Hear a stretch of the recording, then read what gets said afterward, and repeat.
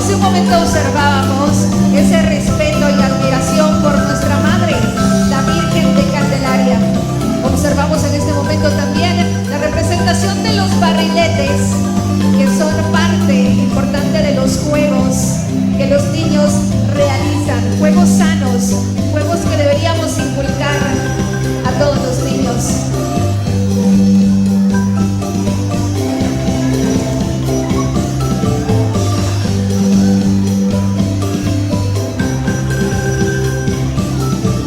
Que se escuchan esos fuertes aplausos para Karen Anabeli Méndez Pérez.